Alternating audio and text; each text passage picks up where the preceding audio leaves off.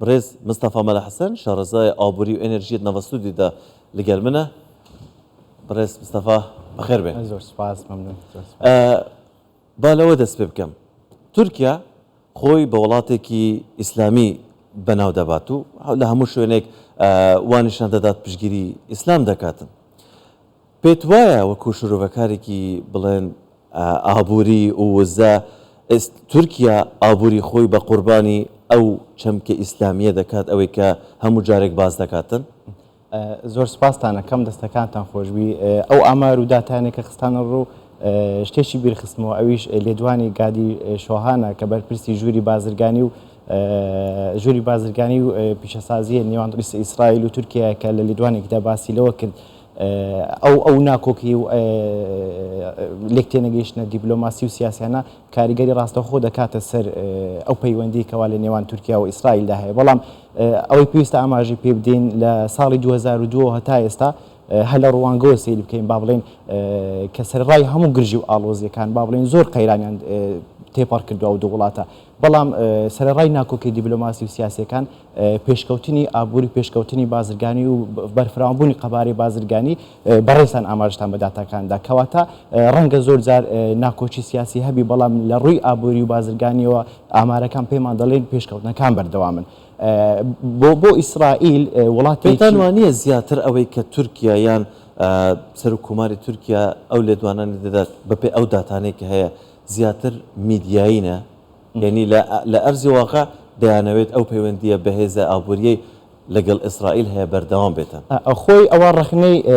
با بڵێن ئۆپۆزیسیۆنی ناوخۆی تورکیاشە با بڵێن وتینی یاخود دەرکردنی وتارێک لە تیڤی و لە میدیاکان و لە واقعیدا شتێککە پەیڕەو دەکرێت کەواتە پێشکەوتنەکان ئێمەش پێمان وایە بەردەوام بن بەڵام دەکرێت زیانیشی هەبێ ئەوەی گرنگ بێ لێرەدا ڕەنگە تورکیا ئەو کارتە ئیسلامی یاخود پیشاندانی ڕوبەڕوویەکی ئیسلامی با بڵێن ڕوویەکی ئیسلامی بە دنیای ئیسلامی بفرۆشێتەوە تەنها کارتێکی بەهێز بە دژی ئیسرائیل بەکاری بێنێ بۆ ئیسرائیل وڵاتێکی موسڵمانی ناعەرەبی ڕەنگە ئاسان نەبێ بۆ ئیسرائیل بتوانێت پەیوەندەکانی لەگەڵ تورکیا تێک بدات. باشە تورکیا بەنیازی پرۆژەیەکی گرنگی بواری وزە بوو لەگەڵ ئیسرائیل هەناردەکردنی گاز بۆ ئەوروپا باشە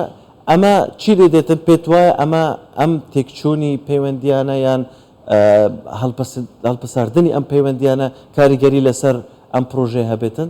خۆی ئەو پرۆژەیە پێم وابێ لە سەرەتای با بڵێن ساڵانی 2000ەوە خراوەتە بەرباس و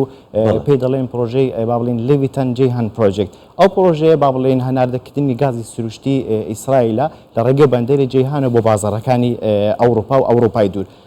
بەڵام تاوەکو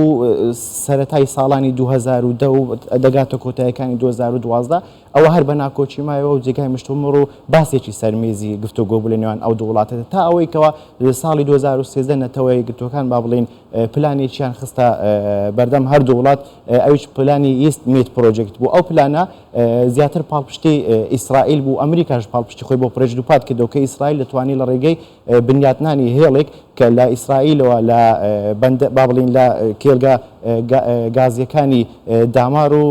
لێویتان درێژ دەبێتەوە بەرەو قوبرس لێوێشەوە بەرەو یۆنان لێونانەوە بەرەو ئەوروپای نزیک و لێوێشە بۆ ئەوروپای دوور بەڵام تورکیا با هاوبەشی لەگەڵ رووسیا و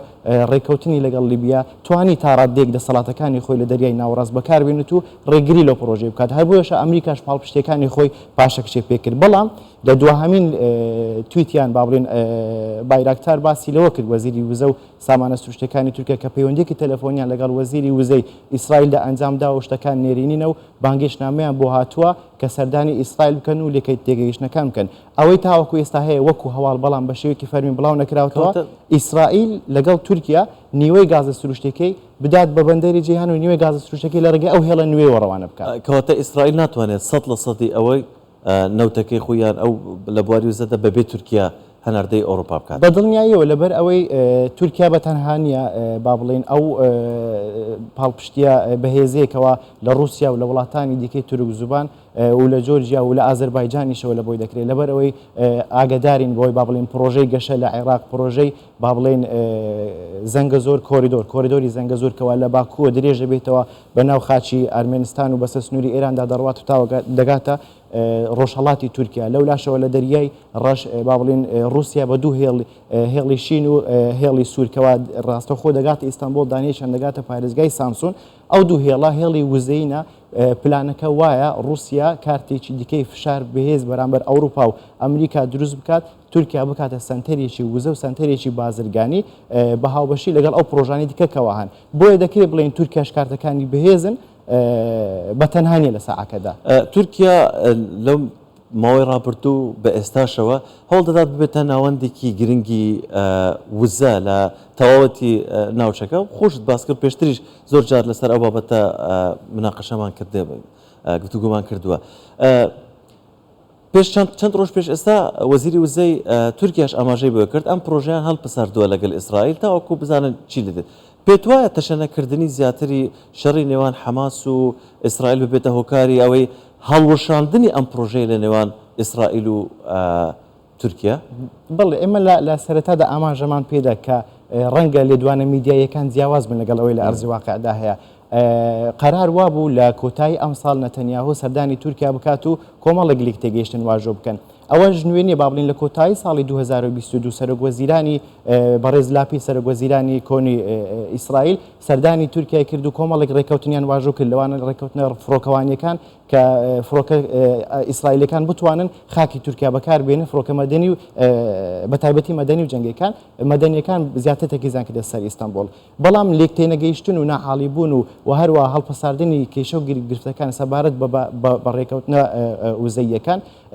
لێک نەگەیشتنی زۆر هەبوو بۆیە ناتەنیاهۆ کاتێکەوە لە ئەمریکا چاوی بەڕێز ئەردۆگان کرد ئەردۆگان ڕاستەوخۆ داوای ئەوەی لێکرد بوو بادەست بە ئەو پرۆژەیە بکەین بەڵام لێک تێنەگەیشتن هەبوو هەر بۆیش با بڵین بەکارهێنانی میدیا